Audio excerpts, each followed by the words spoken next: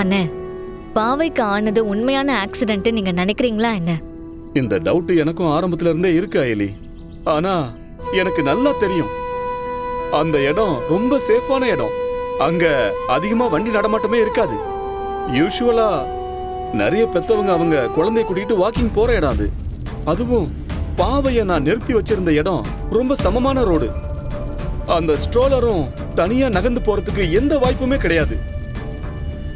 டவுட்டே இல்ல மாமா, அது நிச்சயமா ஆக்சிடென்ட்டே இல்ல, யாரோ வேணும் தான் பண்ணிருக்காங்க. எனக்கும் அப்படிதான் தோணுது. கூடிய சீக்கிரமே அது யாருன்னு கண்டுபிடிச்சிடலாம்.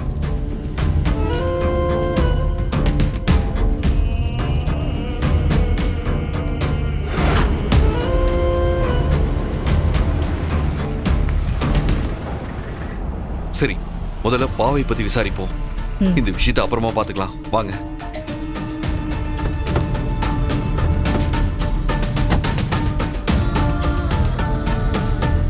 எல்லா ஸ்டூடெண்ட்ஸும் கிளம்புனதுக்கு அப்புறம் கிளாஸ் ரூமை செக் பண்ணுங்க. எல்லாரும் கிளம்பிட்டாங்களா? மெயின் கேட் க்ளோஸ் ஆயிருக்கான்னு பாத்தீங்களா? எல்லாத்தையும் செக் பண்ணிடுறேன் மேடம். அப்புறம் மேடம் மேடம், என்னாச்சு மேடம்? அது பாவையை காணோம். நீங்க பாவையை பாத்தீங்களா? அண்ணா, நீங்க பாவையை அவளோட அப்பா கூட்டிட்டு போனதா தானே போன்ல சொன்னீங்க. ஆனா அவர் கூட்டிட்டு போகலன்னு சொல்றாரு. ஏங்க, நான் எப்போ வந்து பாவையை கூட்டிட்டு போனேன்? நான் இங்க வரவே இல்லையே. இவரா பாவையோட அப்பா?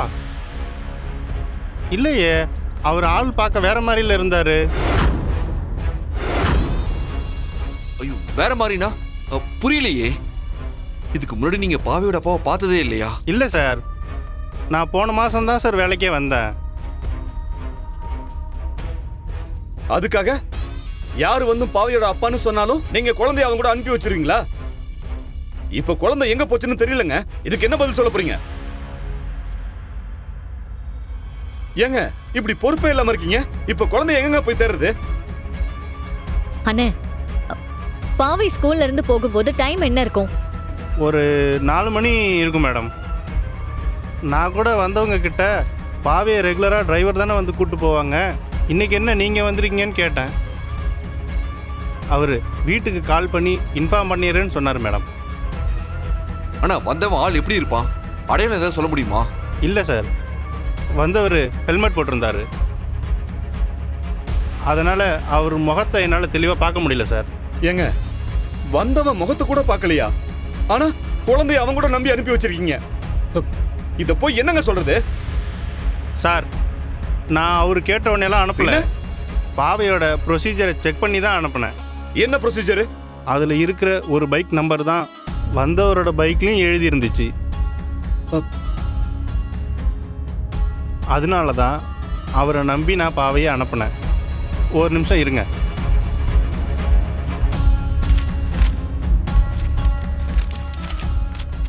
சார், இதான் அந்த பைக்கோட நம்பரு.